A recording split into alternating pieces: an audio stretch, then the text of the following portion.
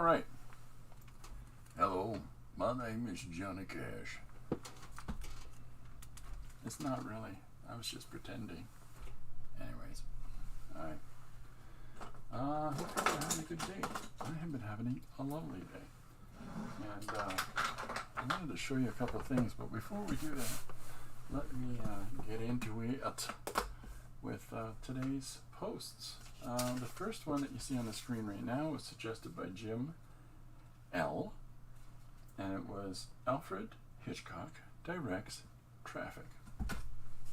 So this is what I came up with for that.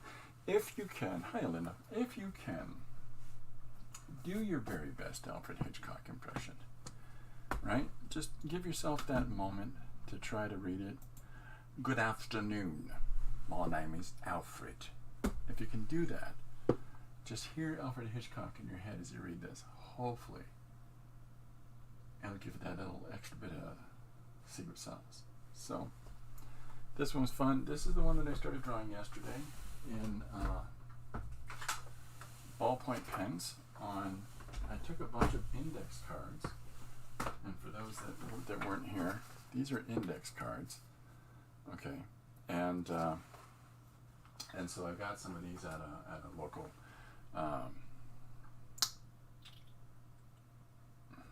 jumble store. I don't know what you call it where you are, but just donated items that are sold at reduced prices, called tallies. And it says, I love your Alfred Hitchcock. Thank you, Linda.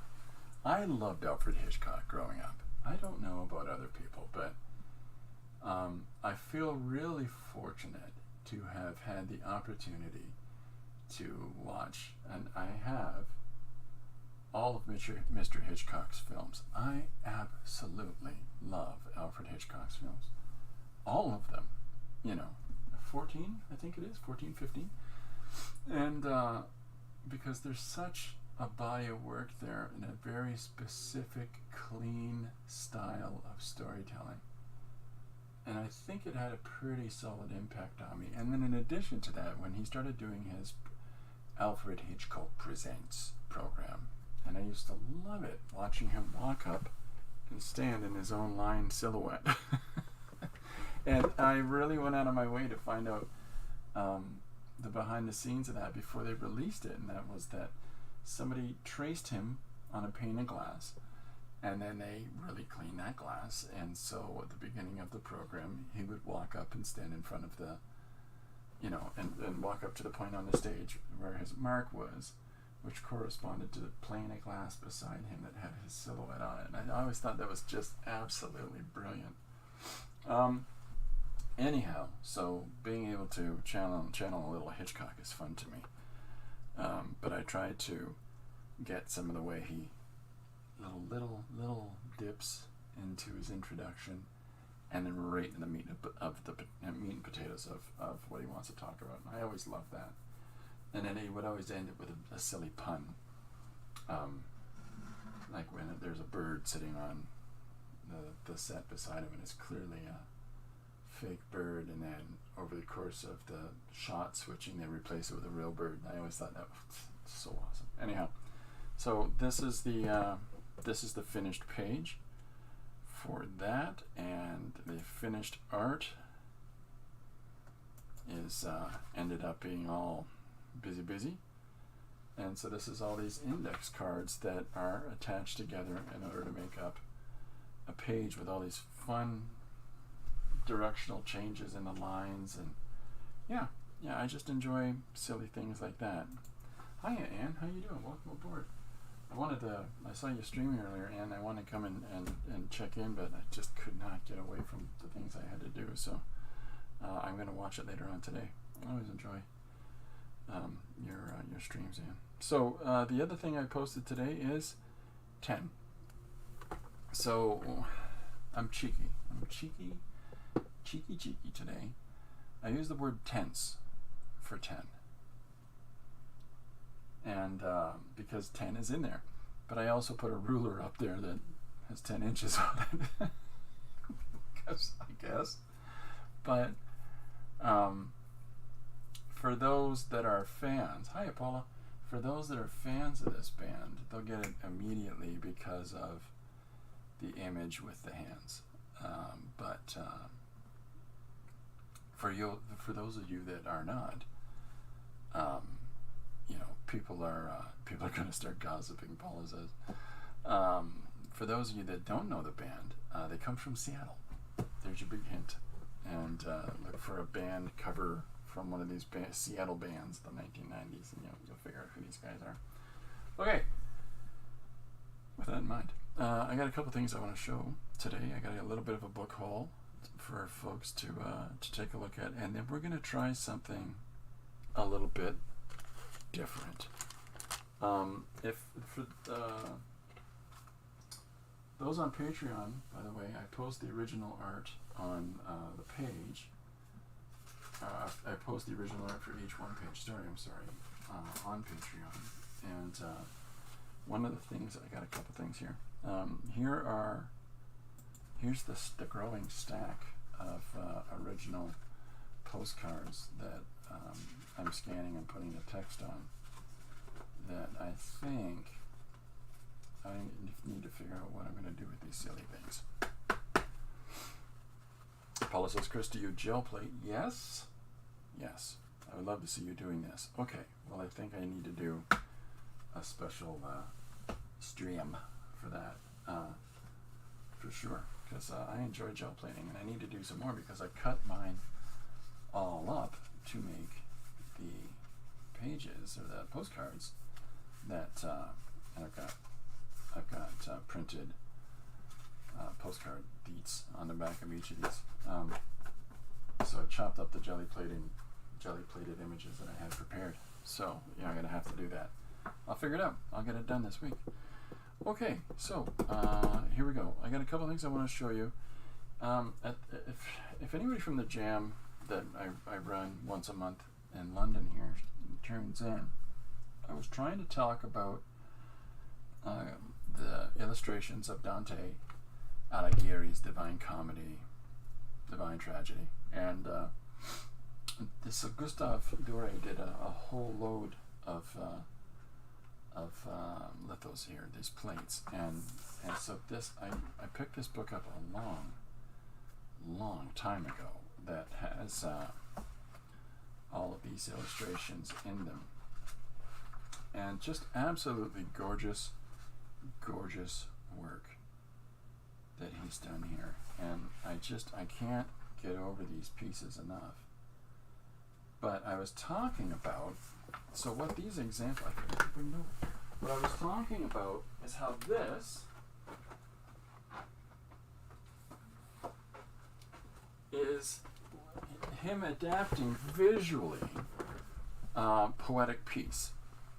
Okay, so Dante's Divine Comedy, illustrated by Doré from the writing by Virgil, okay, is absolutely gorgeous. But contemporarily, somebody has done this program for young people called Over the Garden Wall, and it's a children's young adults show, but it has all of the same things in it, because this is a kind of reinterpretation of Dante's Divine Comedy.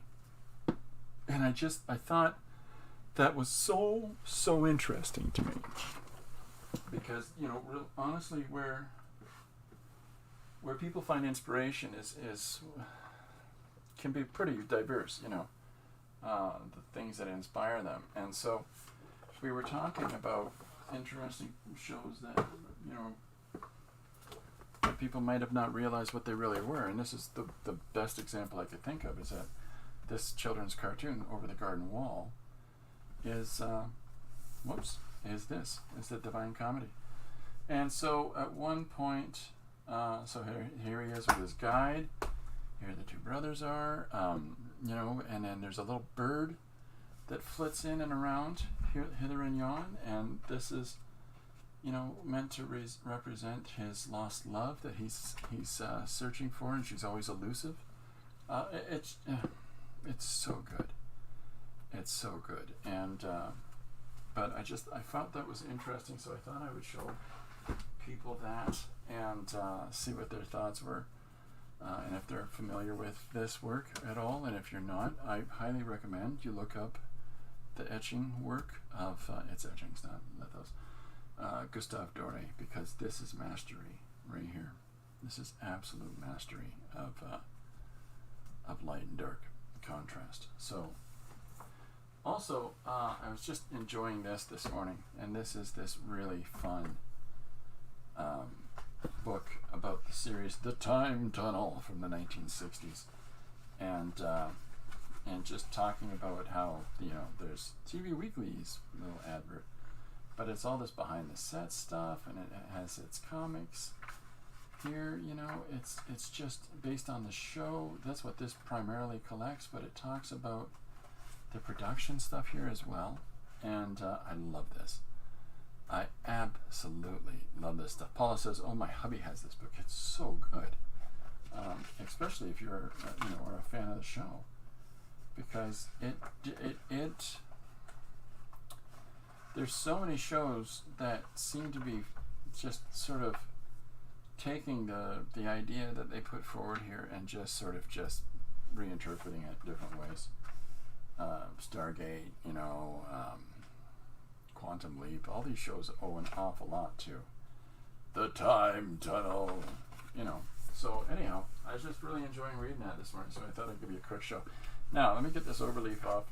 This is something ridiculous, and this is one of these things that, you know, I've bought over the years, that something will come available like this and I'll pick it up.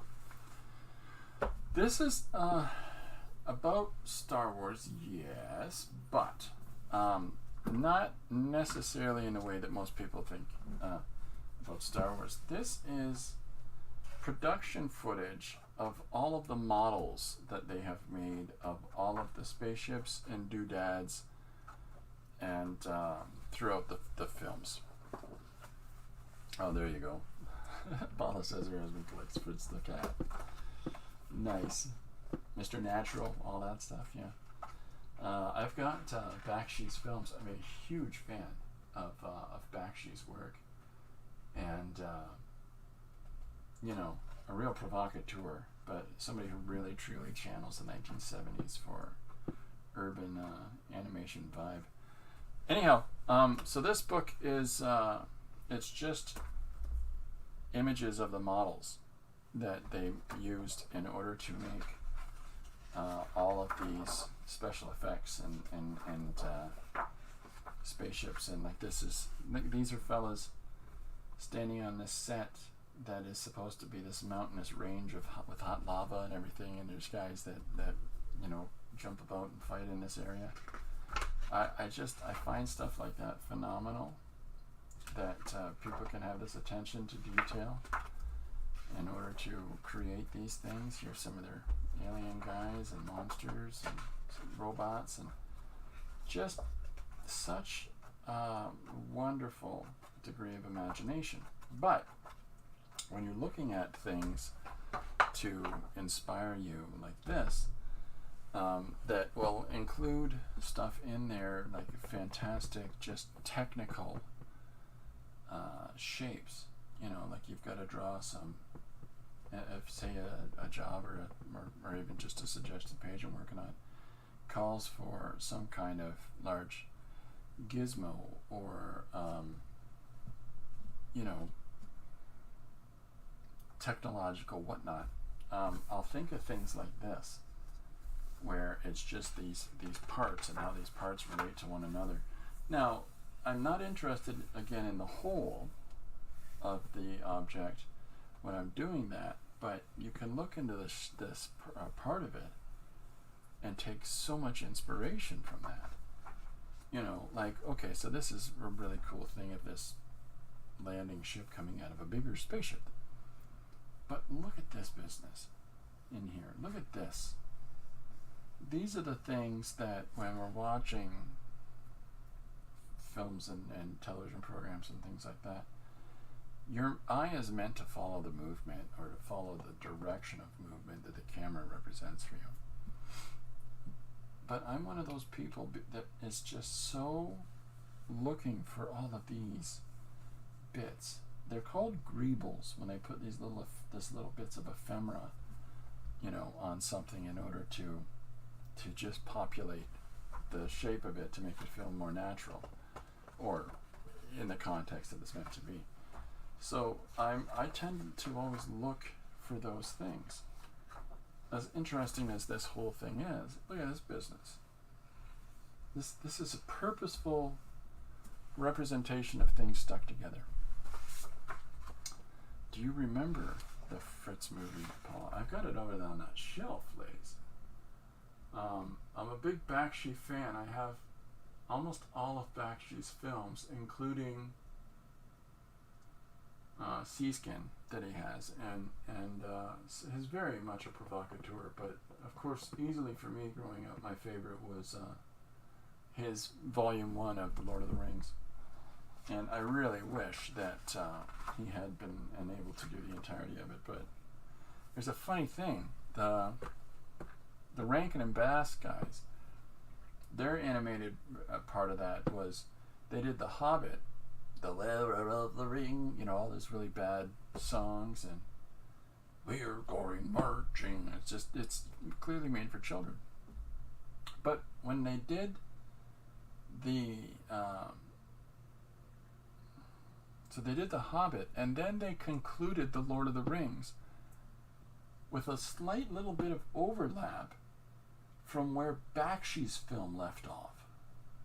So it's almost, I don't know if it was capitalizing off of he's done the first half so we can just jump to the second and we go back to the first half if we want, or not, or if it, I've always wanted to find out what the history of that was. But all I remember is the entirety of The Hobbit and in the second half of Lord of the Rings. And, it's just strange. Just really strange to me. Or at least that's how I remember it. I don't know if that's 100% true or not. Again, every time I think about looking it up, I'm not able to. And so if I can go back and do that one of these days, I will. So again, this is the stuff. This is all these little greebles, like these little doors or whatnot on here. I find these sorts of things interesting, and so one of the things I thought I might do today is photocopy a page out of here, and that's what I'm working on. That'll be my background for today's page, because that's not too far removed from drawing on a jelly-plated surface. It really isn't. And I thought it might be something to try out, see how that comes together, how that works. So let's use this one. Let's just pick this one as our page. And I've got my photocopier to the side. So I'll just move this stuff over. Oh, yeah, that's the paper. And load up the machine, and I'll just photocopy this page itself. And then what comes out of that is what I'm going to do today's one-page story on.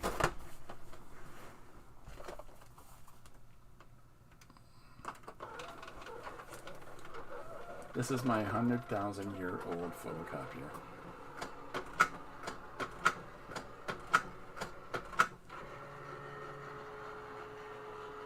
Here we go. Maybe not. Come on, robot. It's happening! It's happening!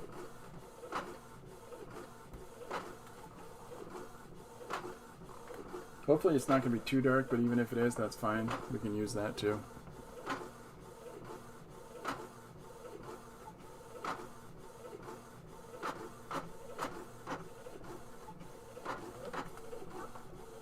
Yep, that's coming out pretty nice. I'll show you in just a quick sec. Alright. Hot off the press. Here we go. So, here is the image that I've scanned on a piece of cardstock. And, what I'm going to do is actually, I'm going to turn it over. Just to start off with, because these guys are statues here along the bottom, and this is little statues with busts on down a hallway, so whatever. I was out in the attic this morning. I found a lot of exercise books that hubby drew millions of kiss images when he was young. He covered his whole bedroom. His mother considered calling it an exorcist. That's so. Yeah, she should have. Anyway.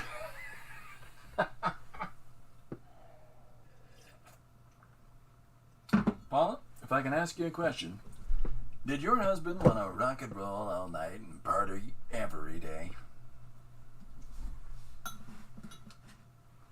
Anyhow, I'm not really a Kiss fan. Never really been a Kiss fan. But I remember the big, oh, you know what that stands for? Nonsense of the 1980s. That satanic panic period we had in North America. And I never really was ever sure if that was true or not. But one of my friends' moms really thought it was. And we're like, well, who cares, lady? We were kids at the time. So we went to a Kiss concert years ago. Tell ya, amazing. Cool. My favorite Kiss song pisses off Kiss people. My favorite Kiss song is still Beth. Which is the song sung by the drummer. For those that don't know. Okay, so I picked up this fun chalkboard cardstock amongst this pile of things that I got the index cards in. There you go. But if is he a bass guitarist? Well, there you go. Ask him if he's a big fan of Spinal Tap. See if he'll play that song for you. It's a double. It's a song that's so deep and funky. It's got two bass players in it. Which, by the way, so does Walk on the Wild Side. Well, it's one bass player playing two different basses. One is an upright bass, and the other one is an electric bass. That's why people have a hard time replicating the sound of the bass line in Walk on the Wild Side, because it's two different basses playing two different things. Okay, so I've got this photocopied image here, ready to rock. Let's find the book, and so much like working on a jelly-plated surface, I'm going to work on this. I might do one more thing to it. I got an idea. Big fat and sweaty Gene Simmons. Move that crowd on a wire. Ugh. Yeesh. Well, so we've got the page that I did yesterday was Alfred Hitchcock Directs Traffic. Let's check this off. Out of the book. Bookie. And this is fun. Every character playing a video game that is reality.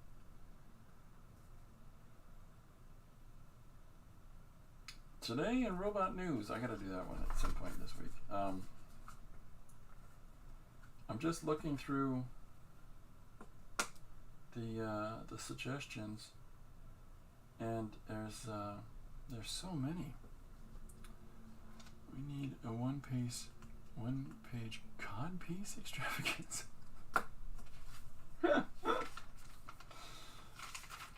Maybe not.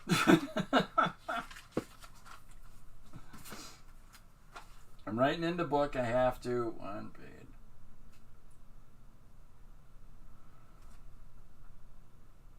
Extravaganza. There we go. And that's from Paula. There we go. It's in the book, Paula.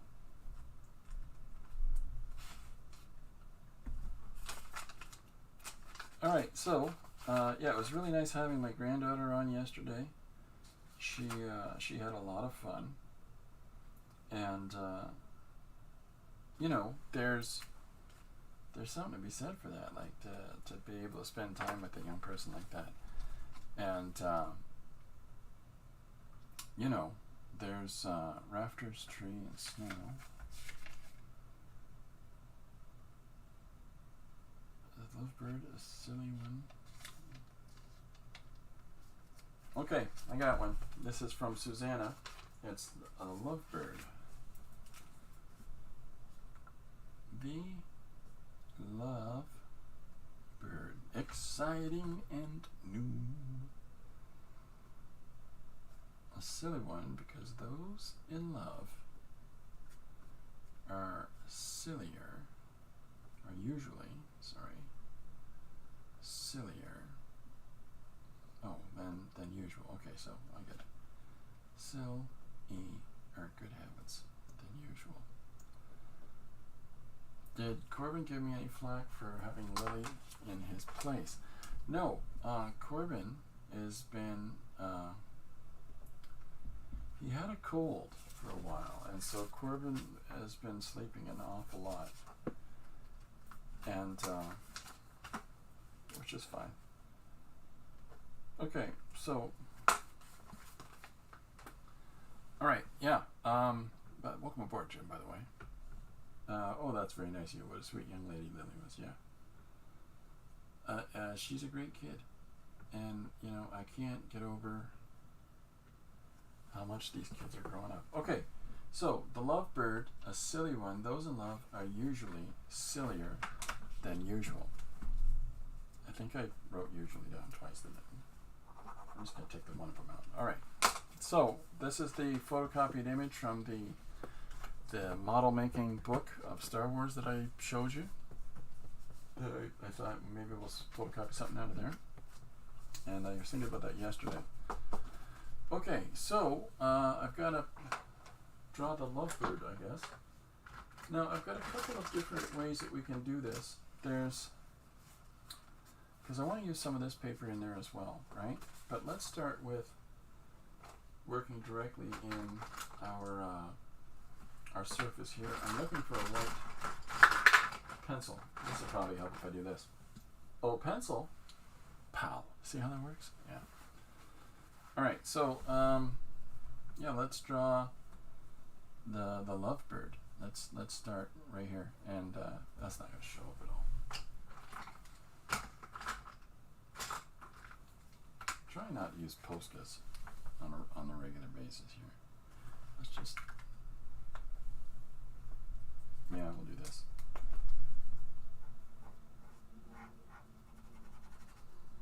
So I'm going to put in, let's start off with the lovebird. And we'll introduce it as our protagonist. If anybody, as usual, has a suggestion for a one-page story idea or whatever comes to mind, just let me know. And I'll write it in the book. And then we'll put it in rotation, and eventually I will get it done.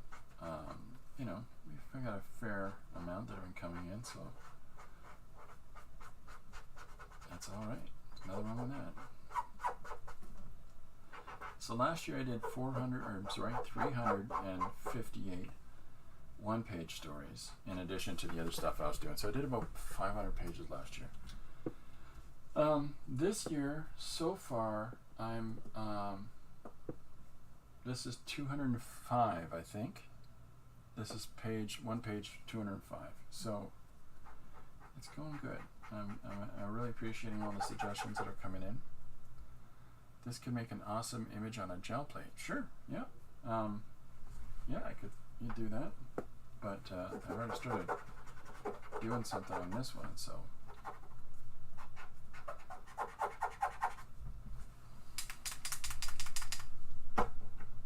Take that.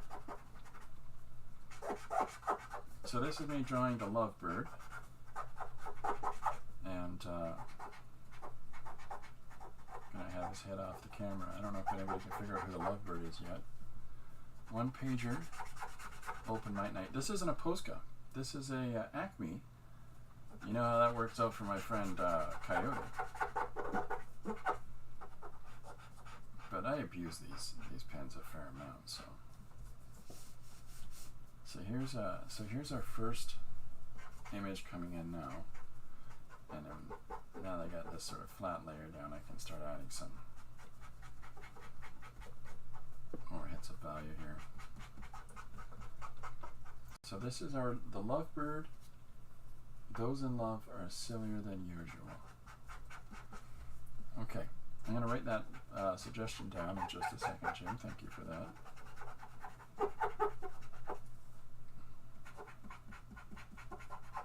I am scrambling to finish the next two books at this point because I really want them done and out because I need to move on to some other things, and I made people wait so long before I could get that last one together. I don't want to do that again. So this is a Fudenosuke pen. This is my favorite inking pen. Well, I've got a bunch in color, and they work really well. Already karaoke, what would be my song? I don't know. I sing all the time here.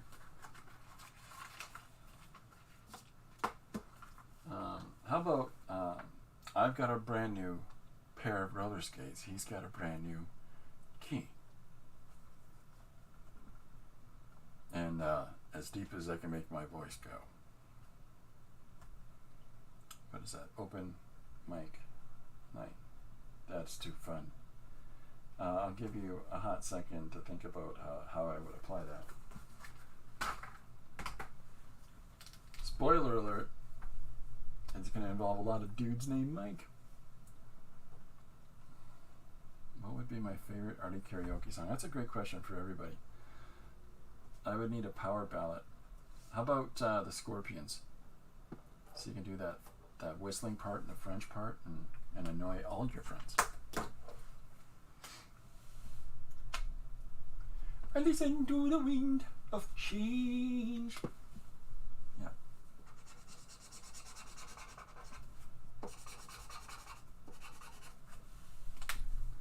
Final countdown policies. No, Winds of Change by the Scorpions. Or Queensryche, Silent Lucidity. You're going for power ballad. Go for the most extreme, over-the-top, obnoxious one. And, they're fun songs, but, they're so, so intense. Where are you? Here you are. Okay, you'll do.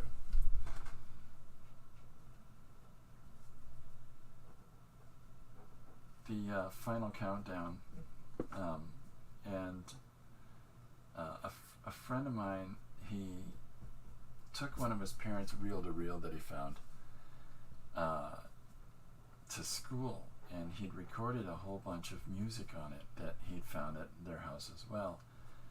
And so I remember here we are sitting there listening to this mixed playlist that he made, and it's nothing but the final countdown and Spaceship Superstar. It's like all of it is this space themed rock, and it's etched in my brain. It lives there rent free and tortures me every night.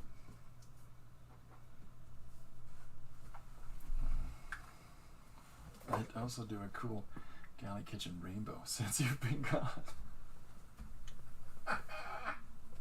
That's so good.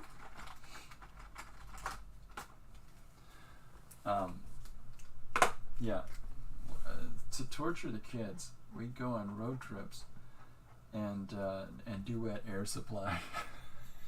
Lori and I in the car. We would switch it up together. And then we had to explain to the kids that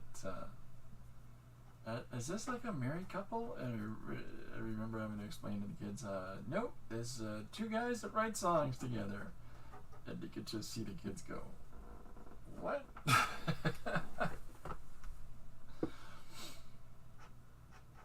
Is that Since You've Been Gone by heart?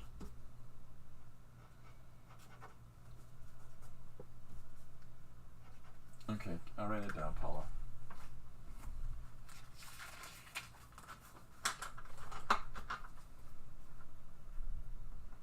Car karaoke.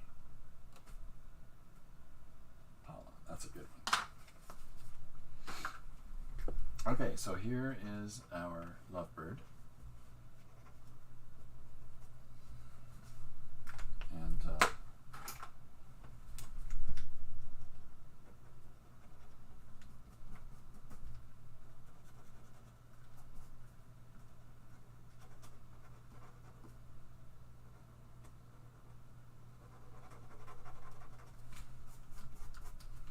boy, this is really, with the ink on it from the photocopying, it really absorbs paint quickly. It's really interesting.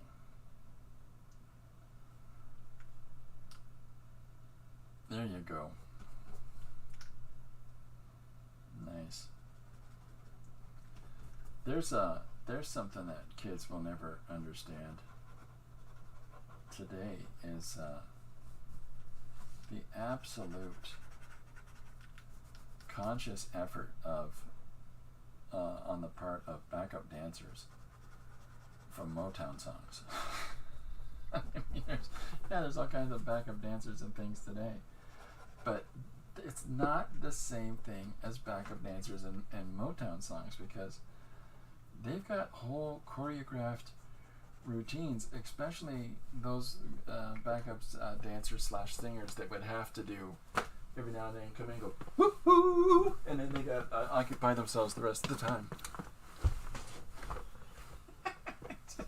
They're always such extreme calisthenics. You know what I mean? Like, it's just. And nowadays it's all this choreographed narrative thing, and not the same thing as, you know, 3 random ladies of different sizes doing these fantastically complicated moves. Barry White's backup singers is exactly the example I'm thinking. That's one of the ones I'm thinking of. Yeah. Or Charles Barkley is a performer, and he's got, you know, there's this very random line that'll come in of backup singers going, yes, he can, and what do those ladies do the entire rest of the time but just bop along? So, you know,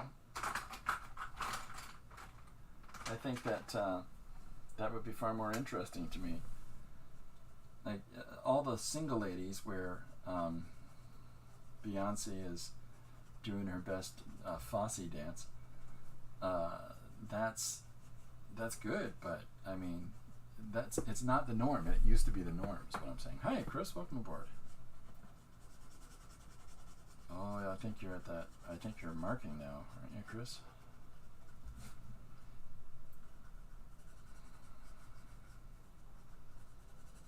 Okay, so here I am drawing in our Lovebird and Soul Train. Oh man, we need Soul Train back. Yukon Cornelius. Alright, ladies and gentlemen, the next song we got coming up is one that's gone to the top of the charts. Oh, I used to love that guy.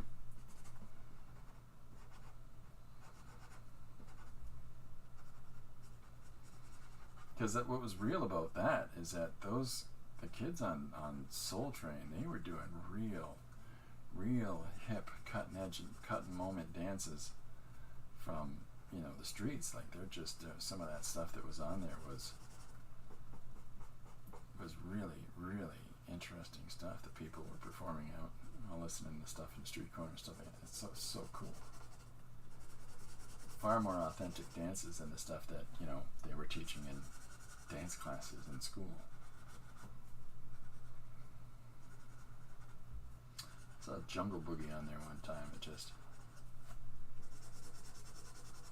so cool. All right, so here's our back from school last day. Everyone passed. I'm exhausted. Following the exams are online. Fortunately, the exams are online, so they're graded automatically. Nice. Congratulations, Chris. You've survived another term. Scored. All right, so here's our Lovebird, and let's just take that one step further. And we'll put some little hearts around them. Really lean into it, you know. They know their job.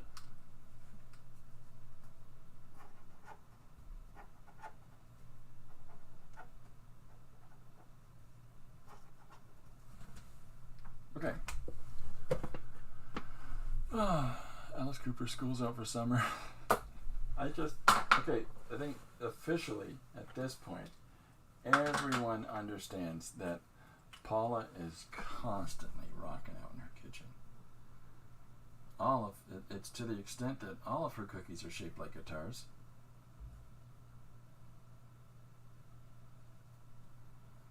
Does anybody remember that period in the 1980s where all of the love songs are actually horrible? As 2 days? Oh my gosh. Well, sounds to me like that's 2 days on the beach.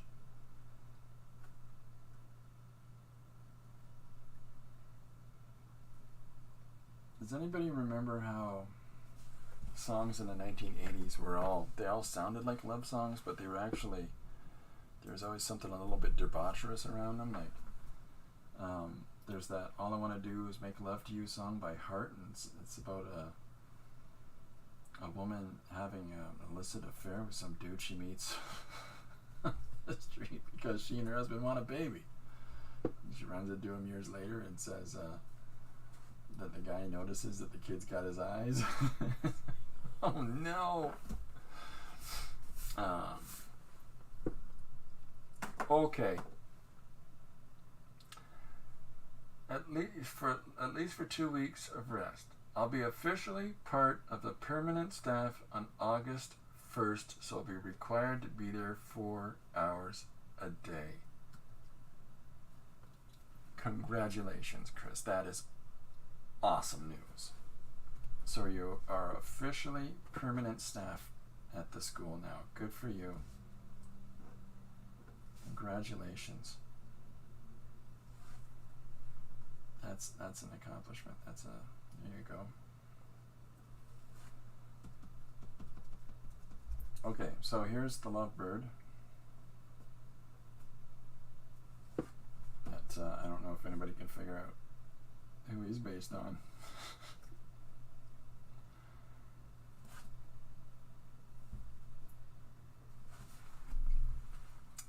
I need to go occasionally.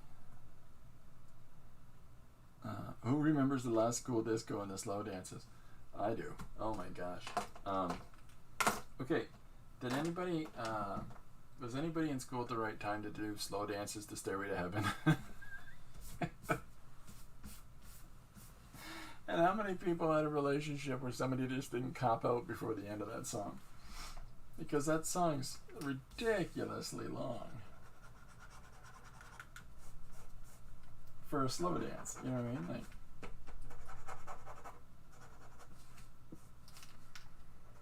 I remember going to the roller skating rink and turning around to Bonnie Tyler. Turn around. Everybody would change directions on the rink. So bad. Okay. Permanent staff with the benefits, pensions, insurance, vacation time. Oh my gosh, congratulations. This is happy news. Excellent, excellent stuff. That's so good.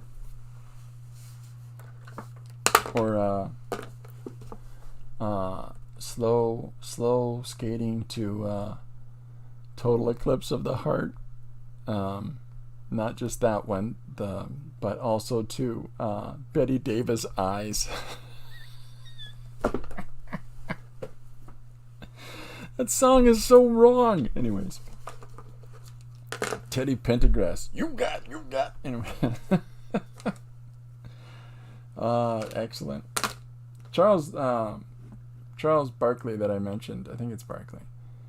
He's like he started as a James Brown impersonator, and then he quickly refined that and developed it in his own vibe. But Teddy Pendergrass, unfortunately confined to a chair, but brilliant, powerful voice. All right, here's a secret. Don't tell anybody. This is just between us here on the stream. But I do really bad, really bad impressions all the time of Barry White. I'm gonna cut these vegetables. So bad. That's right, Carrot. I'm gonna chop you up and throw you in this salad. Yeah, because I need more coffee. All right. I'm gonna cut this vegetable. And I'm done. That's enough. Okay, so just filling in this background area.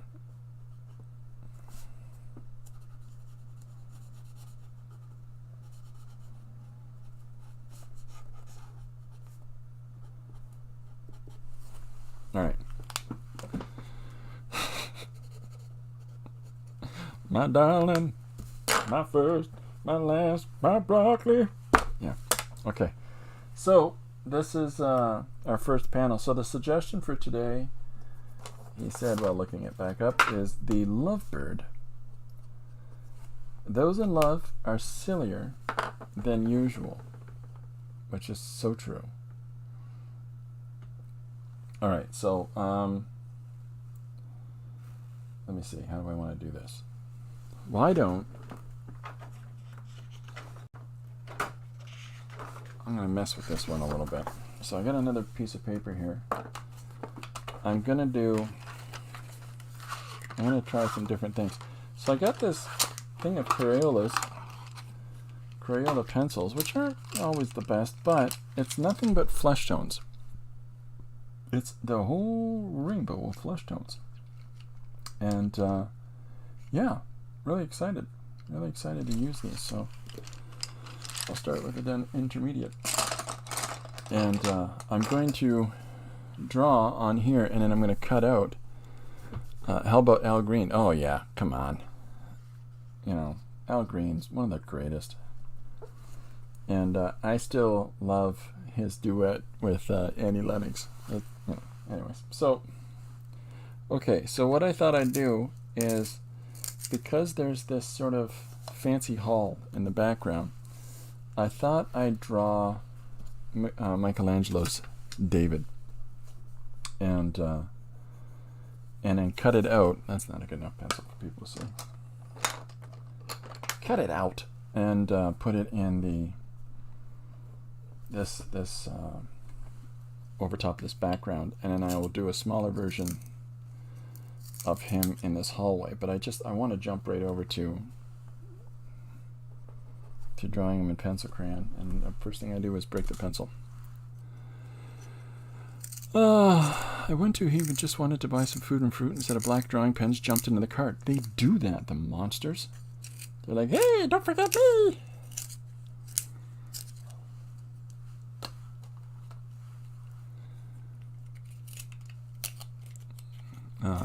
Magic. There you go. Oh, nice. Craig David. Paula's all over the place with the references today. Even Craig David in there.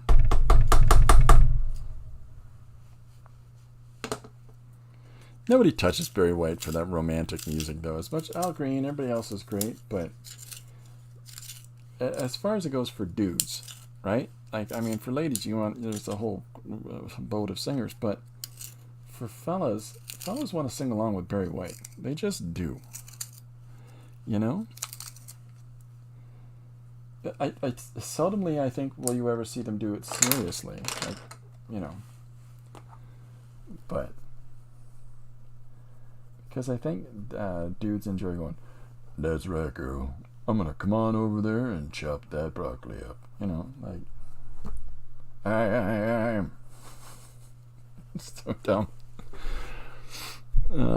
Chris says, before I entered the chat, I had been cleaning toilets 3 at home here, and it's about to rain here finally. The heat hell is gone.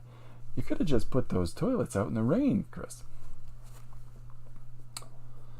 I power washed my house last week because I was putting tar down in my driveway, and I just thought I better clean these you know, the siding on the house before I start doing the tar, because I want that tar to be able to dry unencumbered. So,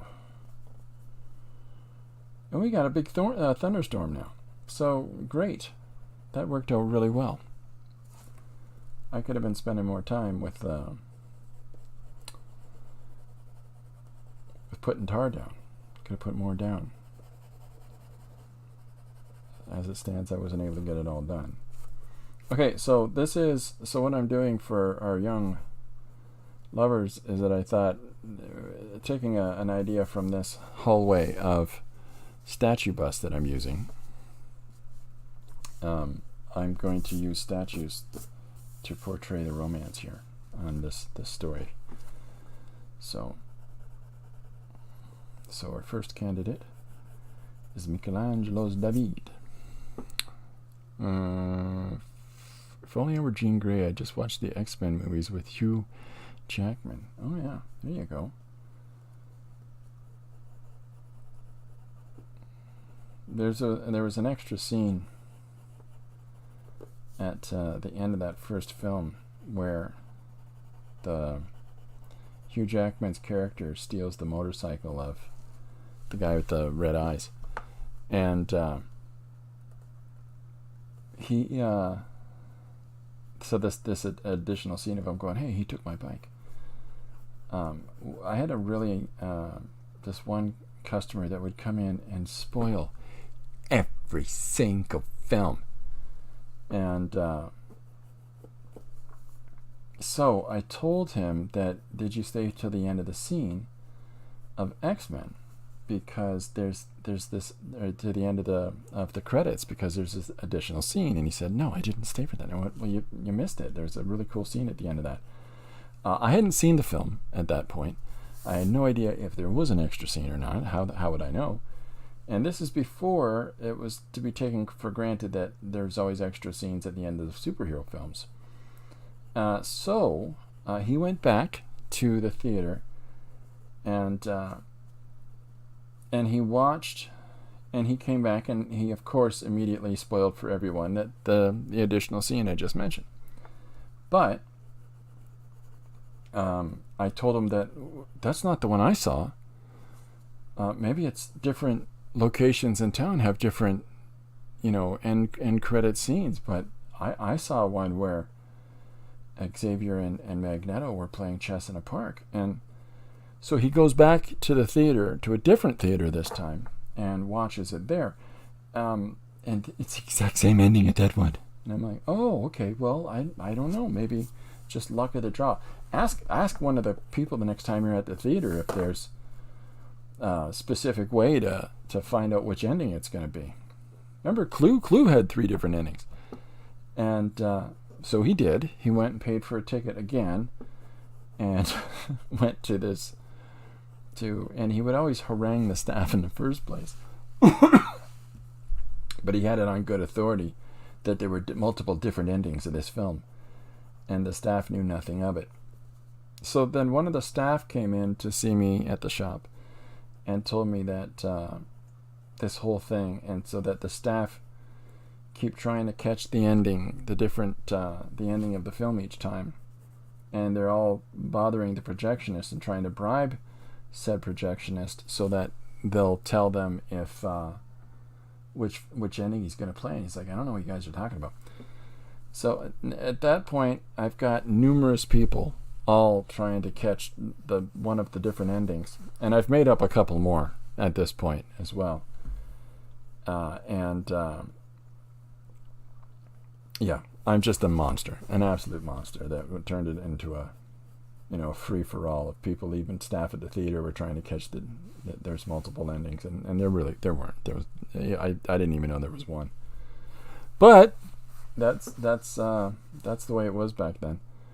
So one of the customers is absolutely positive it's entirely my fault that there's always end credit scenes. It's superhero films now.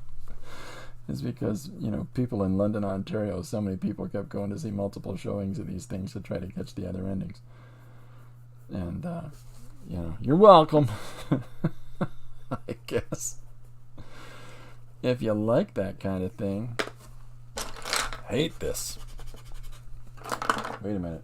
Where's Derwent? Derwent?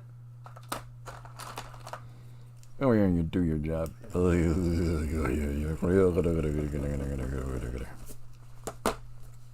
Alright. See what I did? I didn't even, in any way, shape, or form, try to... That's the problem with drawing from these little thumbnails, is that sometimes you forget to that big difference of scale. The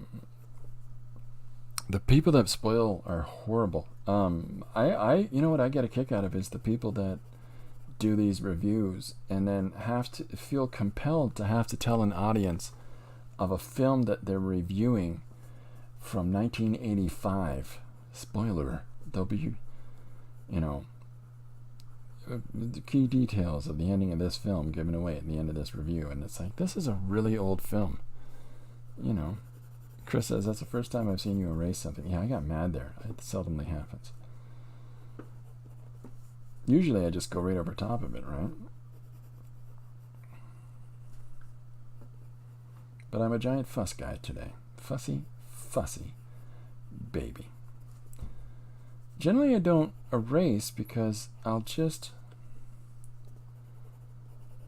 go straight over top of it with another value. And yeah, you don't see me that often, that's for sure.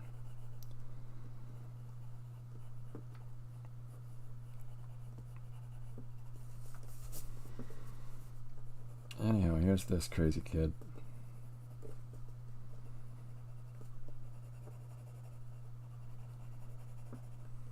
I'll come in with some other colors in a minute.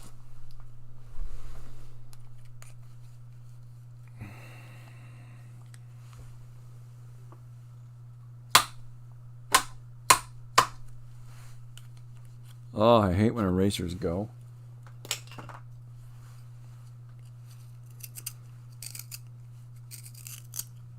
There we are.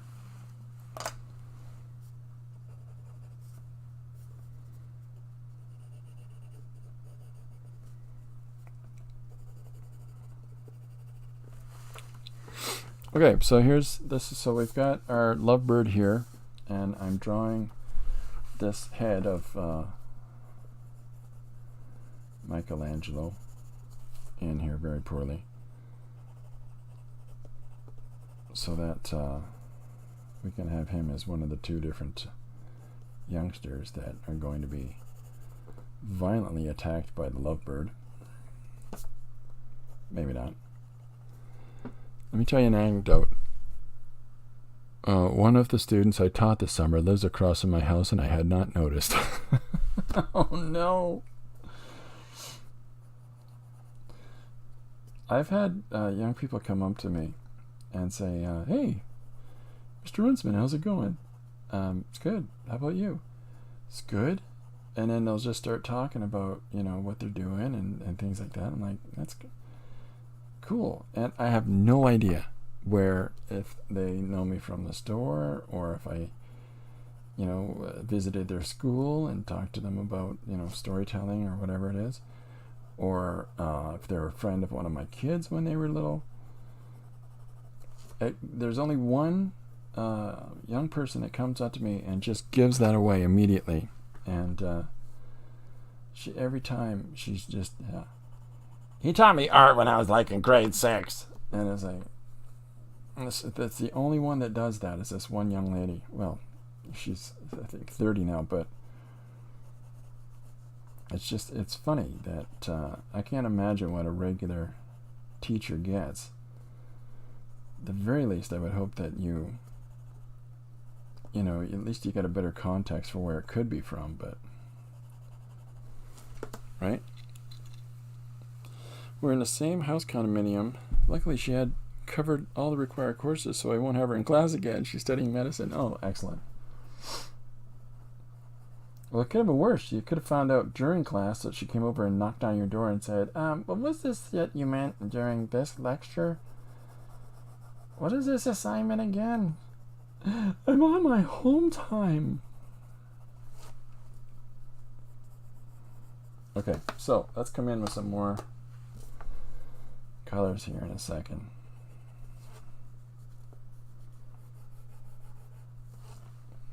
Yeah, see, I'm going to end up chasing this around here, but the scale is just right out of whack today.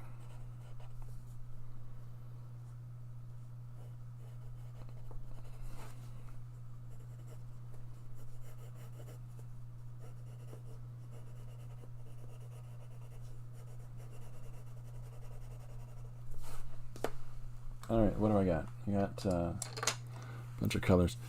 Now I have to be much better with the neighbors. Well, she passed. She's fine. Could have been worse if you had failed her. Or even better than that, she's the only kid in class that failed. Well, you should be living across the street from me then.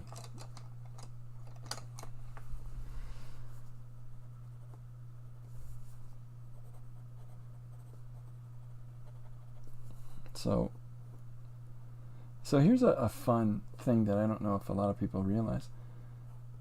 The reason I thought about using Michelangelo as the male character in this one page is because his eyes are hearts. So if find something that shows you a really close reproduction of his face, and Michelangelo drilled hearts into where his eyes, the center of his eyes are, so that they stand out, so that you can see them from the ground. But the actual shape is little heart shapes, which I've always thought was fun.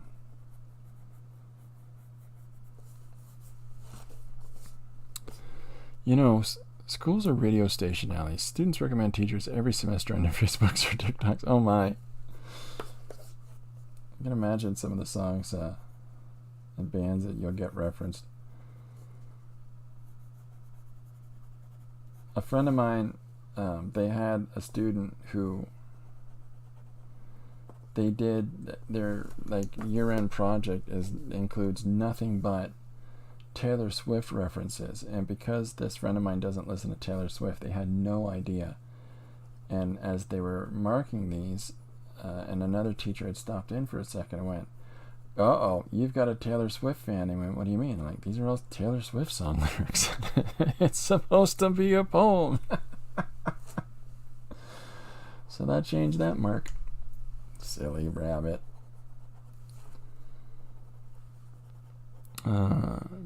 Beautiful, Christopher. Oh, thanks, fella.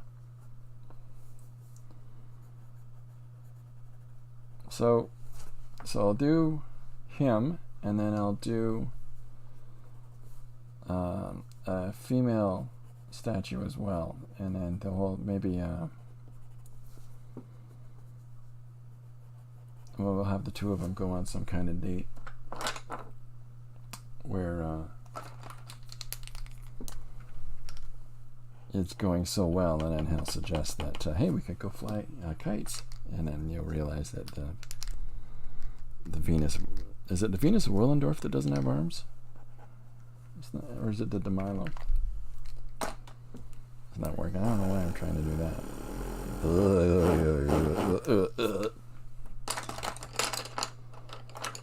Okay, so I'm going to put some value in these cheeks here. Even though I know that the actual statue isn't in color, we're going to put this kid in color.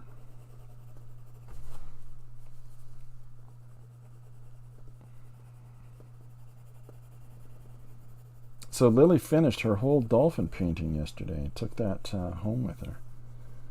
Really, really impressed by that. It's a lot of fun. She really enjoyed that. So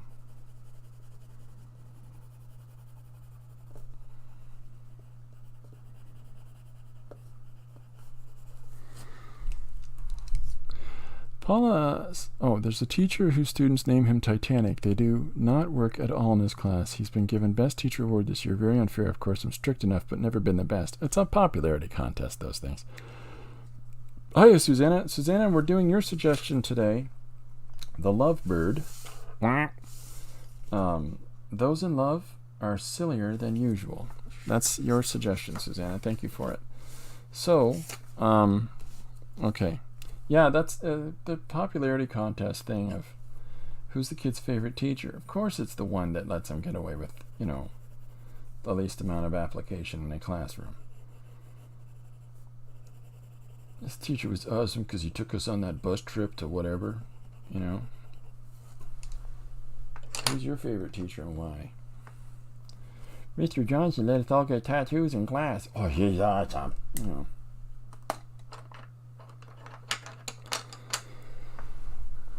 I heard you say, I'm going to put some value in those cheeks. It sounds like something a country dad would tell his kids before he whooped them. Jeez, Joe. It's true.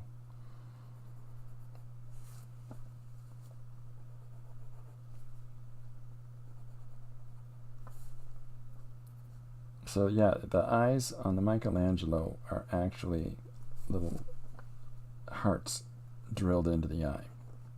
Or drilled into the stone, so that from the ground it looks like a finished eye, but up close it's a hole with a hole in the shape of a heart. So a heart-shaped hole.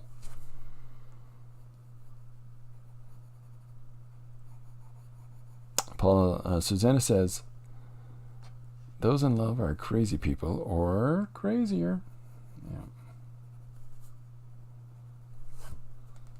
Oh my God, she's so awesome. She's wielding a knife. I know, but it's a nice knife. Like, it's clearly she's cleaned it. It's she's gonna stab that guy with it. Yeah, but I mean, she's doing it for some kind of reason, for sure. Okay, what was the question? Who would you have liked to have seen in concert but never did? Good question. Who would I have liked to have seen in concert but never did?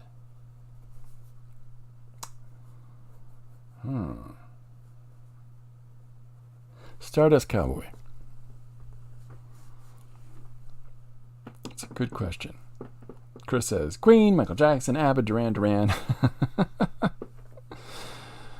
UKNL, shut the kitchen door. Here we go.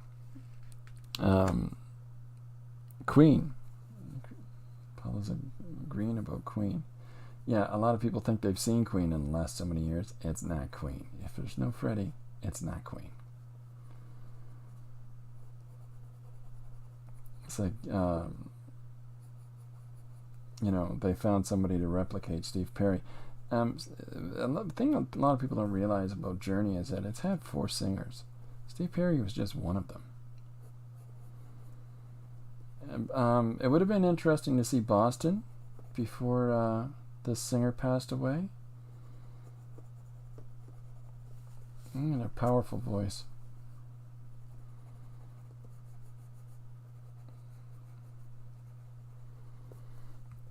But there's a lot of performers passing away now. It's people are just aging out. Jim says Bowie. Paula says Tom Jones. Nice. These are good.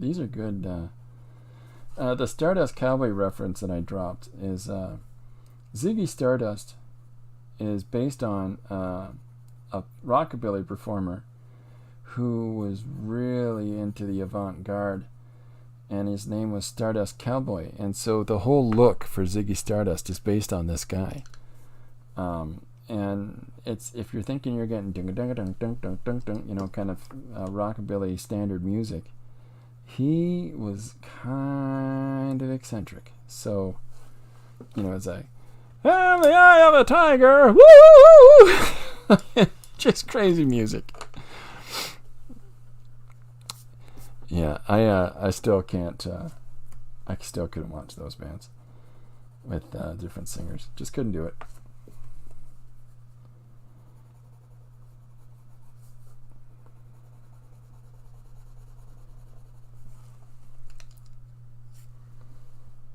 It'd be like going to see U2, but I know. How about going to see the Doors, but it's the lead singer of the Cult in front of them? Paula has been to 5 Bowie concerts, 4 Prince concerts. Oh my gosh.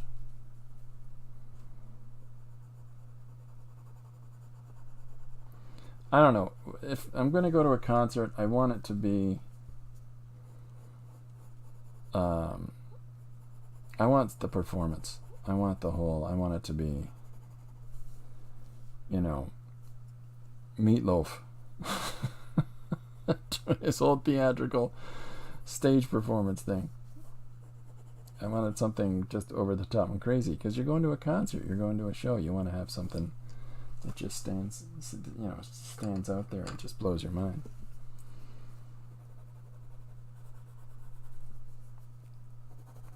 U2 just performed in that giant ball in Las Vegas and blew people away, apparently, because their whole this stage setup in the first place was just 10 times what it normally is.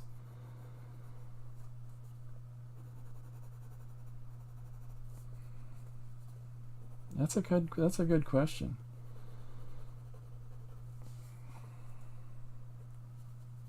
Wouldn't mind seeing Roger Hodgson, but I mean, Supertramp has come to London a couple of times, but it's not Roger Hodgson, it's the other fella. And I was always partial to Roger Hodgson's contributions to that band. Not to diminish what the others put in, but you know. 2 turtle doves, 3 French hens, and a partridge in a pear tree.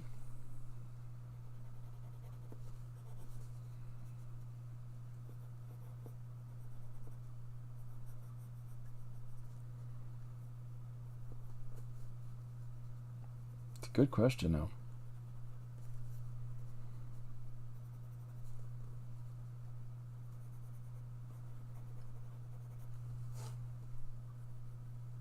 I think it would have been interesting to catch Nick Drake in a small club performance. You know, see him doing some of his songs, because they're very atmospheric, right?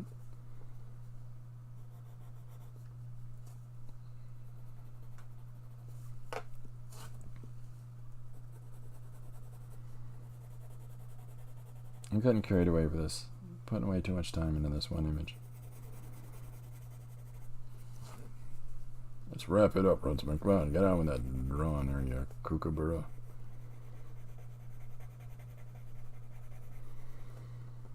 Tom Waits. That might be my choice.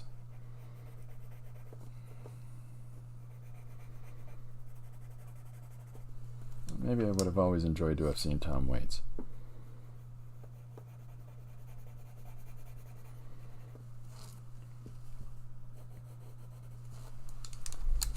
Some great lines, Tom Waits. How about artists? Would you have liked to have had a dinner party with? Jim says Van Gogh. Artists. Yeah, I don't know.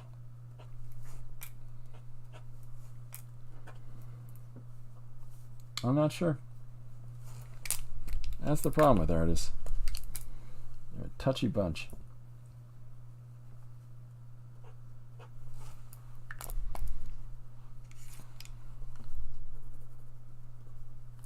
I think I'd like to have just a chance to just watch Gronk the caveman at work as he does his little cave paintings in France and those caves. And I'm not a big fan of enclosed spaces, so I would even make the effort to actually go in there. But 40,000 BC to watch Gronk painting on the side of that cave and all of those hunting animals and guys chasing them with spears, that'd be great. I'd watch that. And bring some butter tarts. We'd sup on some butter tarts together or something. I don't know. A brief little visit. And you know what? All said and done. Okay, can we include authors? Because I would have liked to have had a bite to eat with Kurt Vonnegut.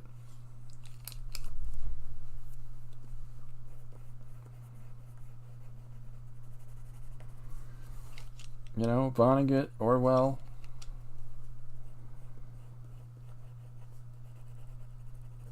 Some interesting guys out there. Maybe Philip K. Dick, maybe. Just to give them an audience over a meal. You know what I mean? Like, just...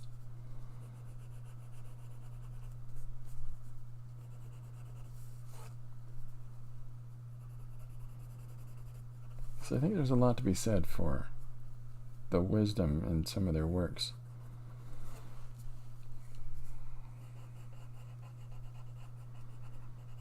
Sir Ken Robinson, great speaker, passed away recently. Maybe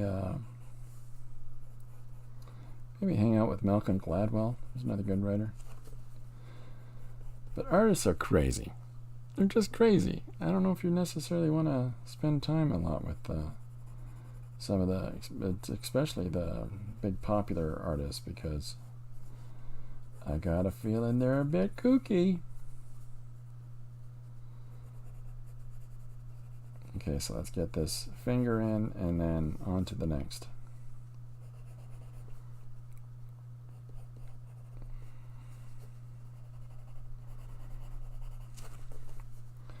So I had my eyes checked this morning. I got 2 of them.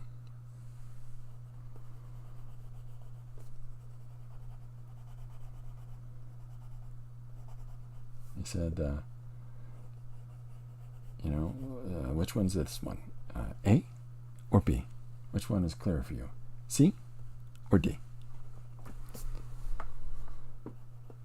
Vermeer, Remedios Varo, Monet, yeah.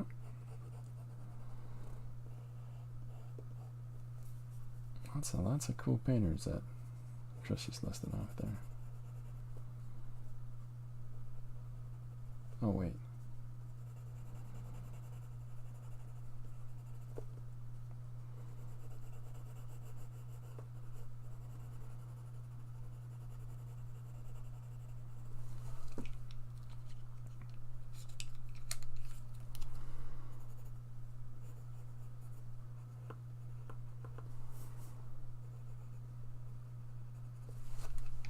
Okay.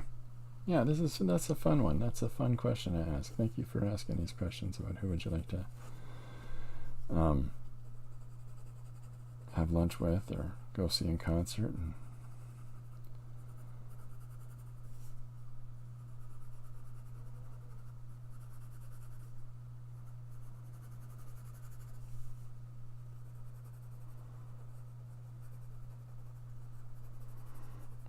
we should take this a step further. Vermeer, would you go to a pool party with him, or would you wrestle? Yeah.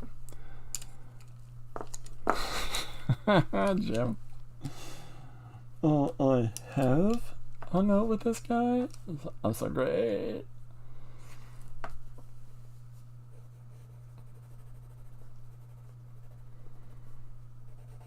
It's fun when you meet some of the people who you look up to their career and their work, and they don't disappoint when you meet them. They're genuinely nice people, and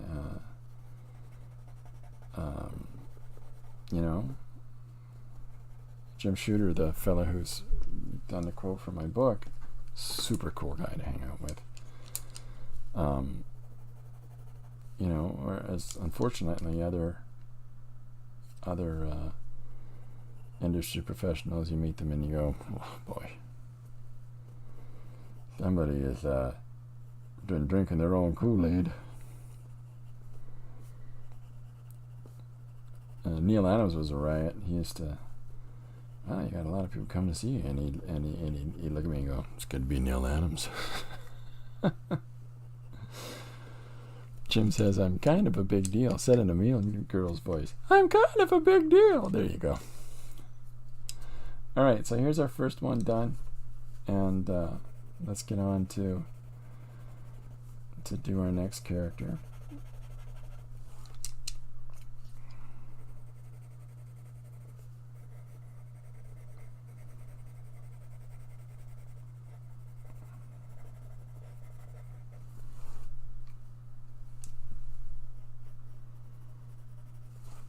All right.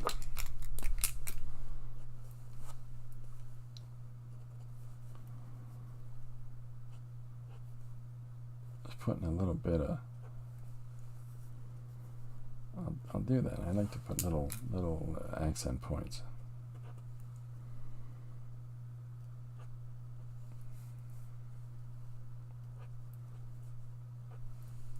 There we go. Okay. So there's our first of the two lovers, and then the next one will be, we've got to find another. I'm just going to type female statue, and with the first one I see, the first thumbnail that comes up, that's it. Unless it's something. Yeah, why not? The Venus of Willendorf.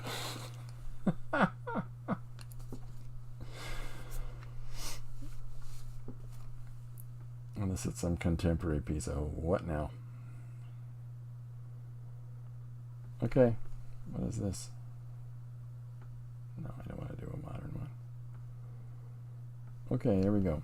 I've got a Greek woman statue that is available. She looks very in discontent. So we've got our Michelangelo. We've got our lovebird.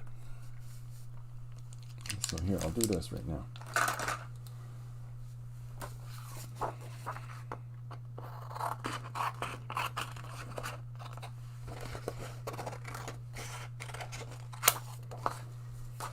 Move that out of the way.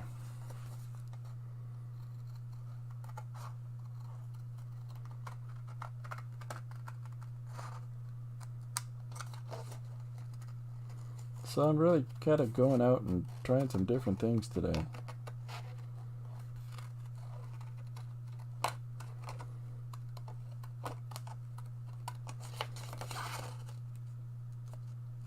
But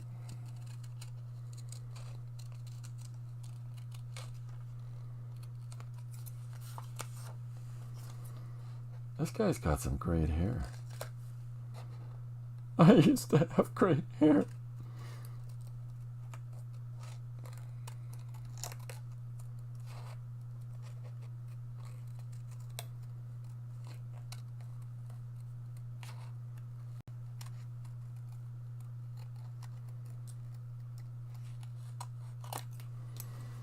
Alright, so here's our Michelangelo character. Oh, the video's gone blank. That's not good. What? Sorry, was I cutting off panel? I apologize for that. I thought I was getting into the frame. Okay, so here's our Michelangelo. Here's our David. And I'll put a little, we'll do a little statue version of him right here. And then that way, you know, yeah, what's his kid look like? Where is it? There it is. Okay.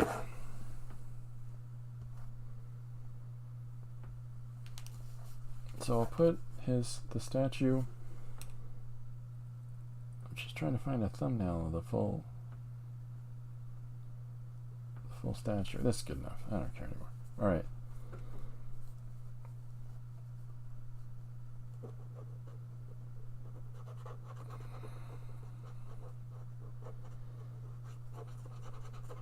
So I'm just using this postcard to fill in the form, and then we'll do the details in a moment. So this is a kind of all over page where I'm using a number of different mediums. Put this composition together.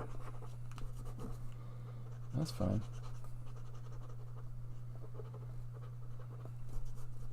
Might have been neat to meet Marvin Gaye. We can't see you, Chris. I can see him. Uh-oh. Paula, maybe, I don't know what's happened.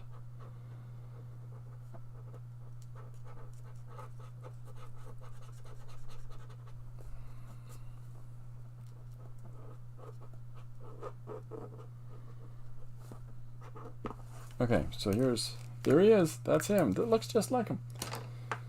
And, let's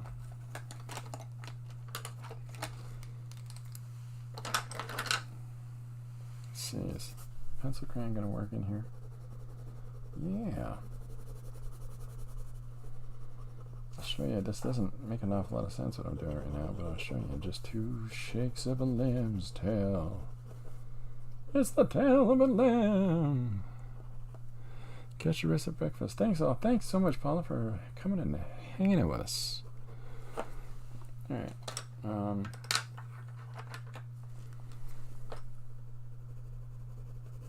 That's a little darker. That's good. Okay.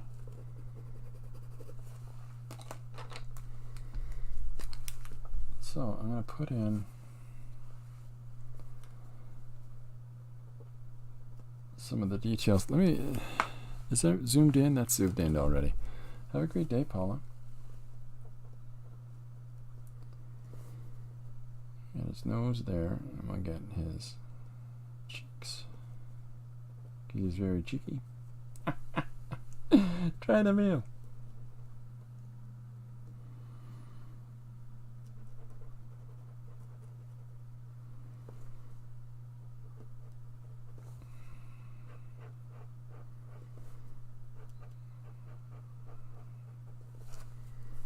It's going to take a couple of goes, I think, to get this to show up properly, but it will. We'll get it.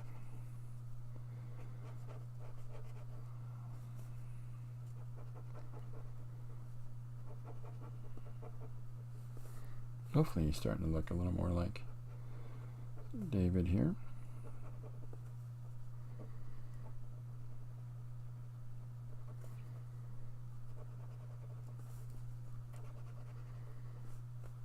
The reason that I put the dark brown in is so that I could, when I come in with this cream color, I can pick out, like those shadows are already sort of set down, right? So now as I come in over top,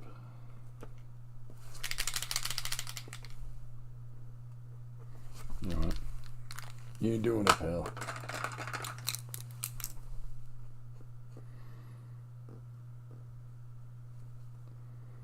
This is an oil-based Sharpie, which I find really does the trick.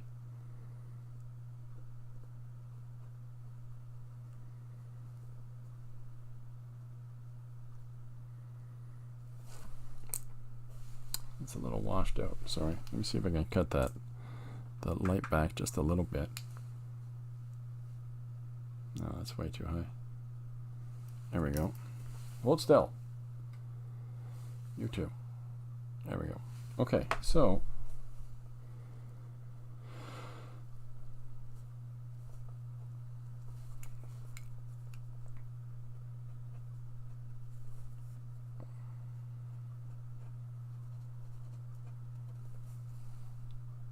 that's better.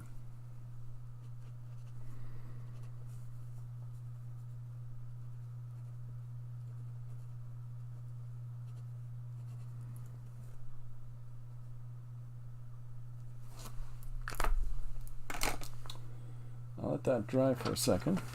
So here's our intro shot for Michelangelo in the background here. And we've got all these little details in and around him.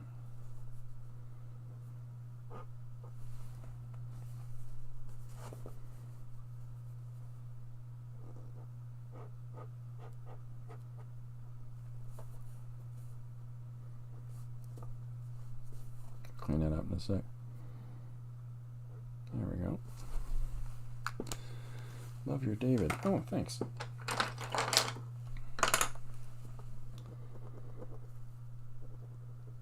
So I'm just shaking up this background composition a little bit, turning it a little more to what we want it to be, taking away the fact that it's actually a different room upside down, and we're turning into a little more ornate scenario here. So if I have, so the thing that I'm wondering is that do I put David here? So we've already got him standing here in repose. Now,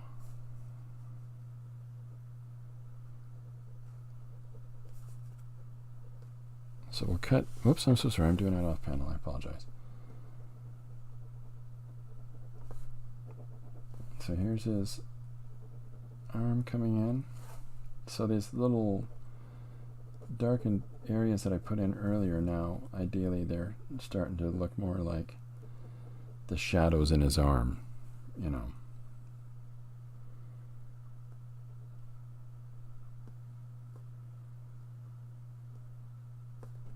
Here we go. That's the kind of a backwards way to do it, but it lets those colors sort of peek up from the bottom, right? So we've got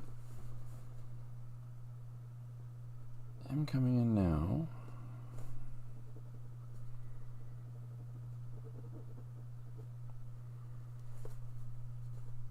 Billy Button.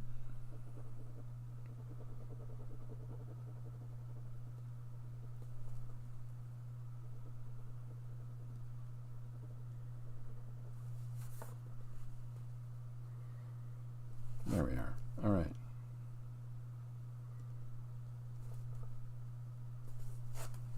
Now let's get some of those details on the eyes.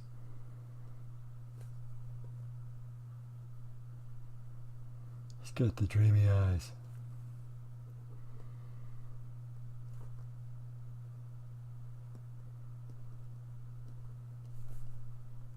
Okay, so here's another view of the David statue. And I'll come back in, just a couple more little shots of white in there. Just big emphasis points.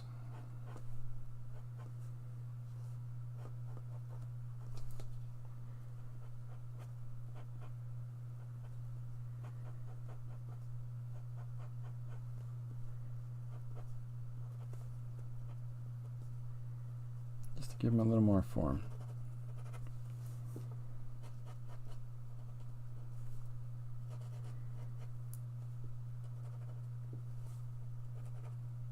Okay, so there's that kid. So my thinking is this. If I switch over to... So the first panel sort of introduces us the lovebird. And then our next panel has David in the museum at night, spying a girl across the way he really wants to chat with. I can then switch over to this panel, and we'll have to... I want to capture some of the details that are in here, which, you know, continue on the detail that's there. And we've got to draw, next we've got to draw the female, that statue that he's taken with. And so what I'm going to do is put her down in pencil crayon as well. So any of these statue close-ups will be in pencil crayon. So let me see if this will stand out readily here. Can people see that? I think you can. Okay. So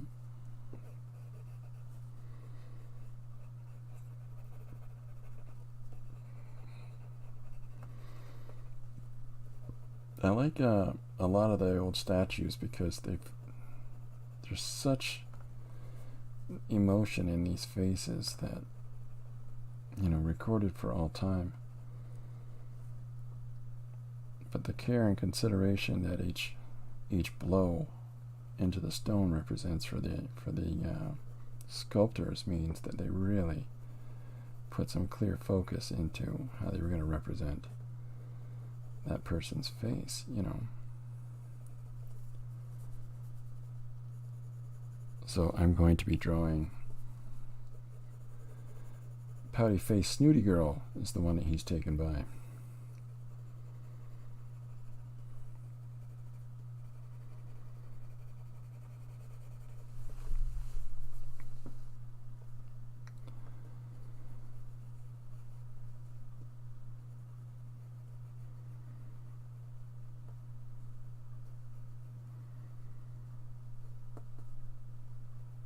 There we go.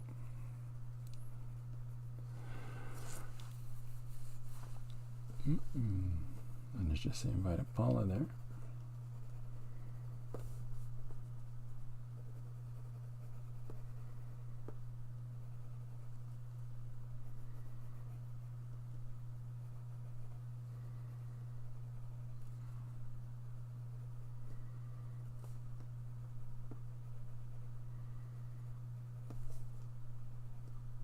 So there's the start of the eyes. We'll start building this up just a little bit more. I like to work from one value and then just, you can see how I'll add in all the other ones.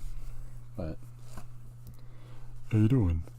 Excuse me, I'm busy right now. Yeah, see, there you go.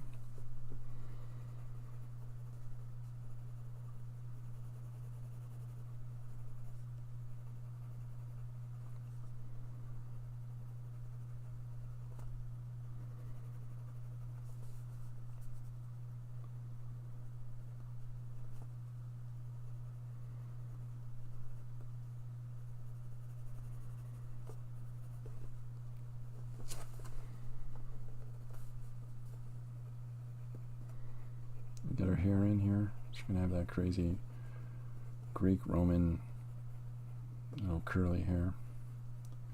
It's funny, we see these statues, like we see Roman statues. Chris says, I gotta go. I'll see you around and around. Bye everyone. Thanks for the stream, Christopher. If you want me to join one of these days, let me know. Oh, excellent. That's good news. That's good news, Chris. Yeah, we'll figure something out. We'll get a date set.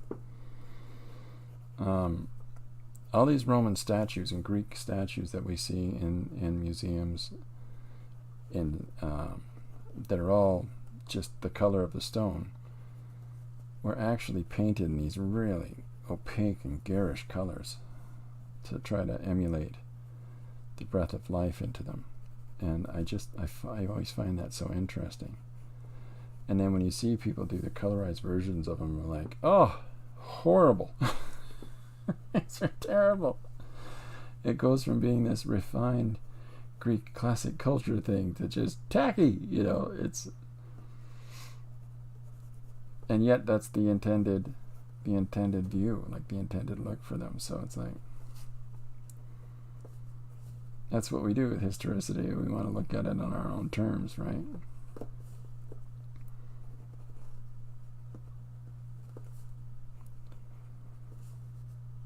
Okay, so here's the young lady coming in now. And then I'll do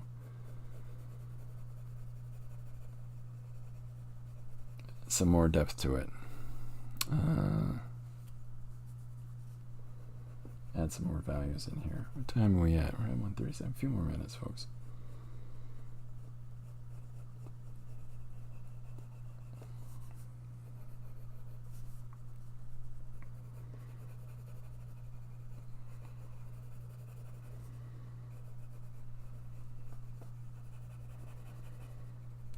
Looking at old statues, by the way, is a really good way to understand human form.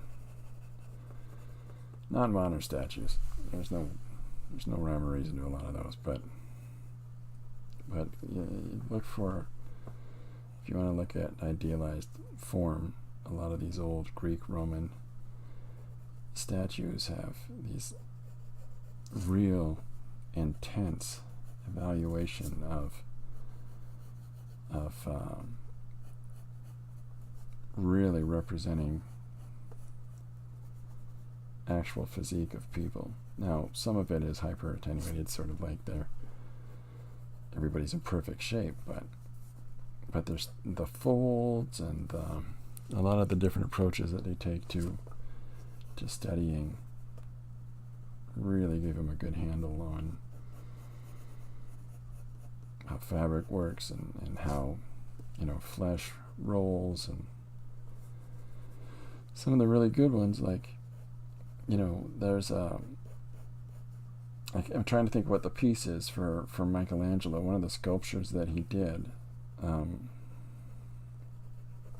The way that the muscle, there's a muscle that appears on the back of the arm, and the only time that muscle appears on the back of the arm is when the arm is actually flexed in a certain way. And Michelangelo's captured that in one of his sculptures, and it's really interesting. Okay, so here, let's start giving her a little bit more form.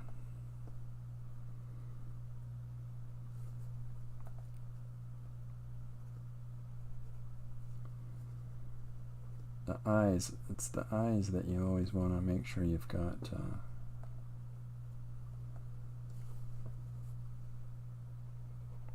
some degree of clear representation of the eyes, because that helps the viewer to look at it and go, oh, that's a people's. That's a people's. I recognize that as a people's.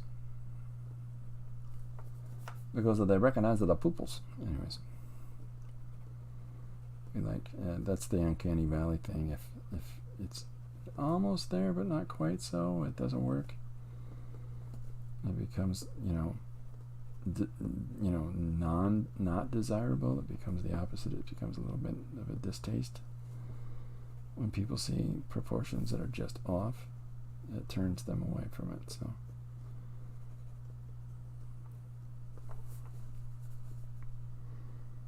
but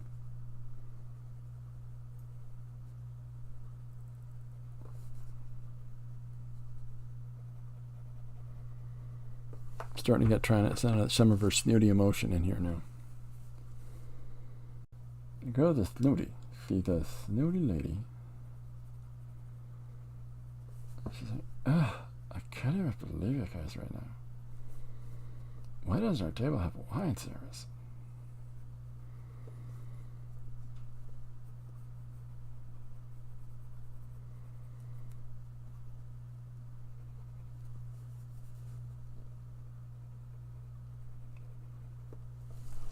All right.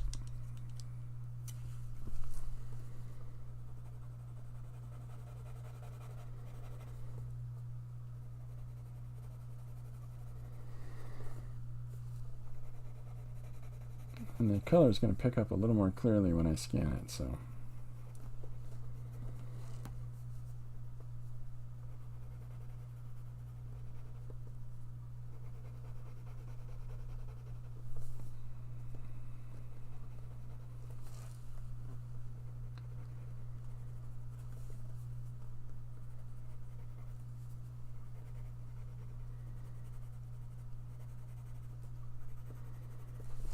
Let's come together.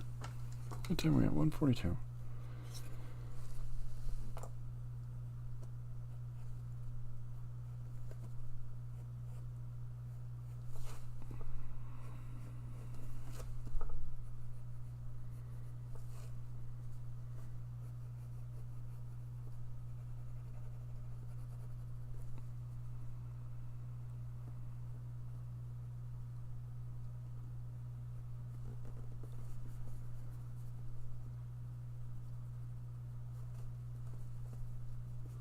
Yeah. Well, she's on her way. Put aside a nice pink. So this is this random set of all flesh tone pencils that I got, and I gotta tell you, some of the colors that they give you are you're kind of. There's no greens, there's no blues, there's no clear red. Orange. There's lots of different colors I like to put in a flesh tone. So,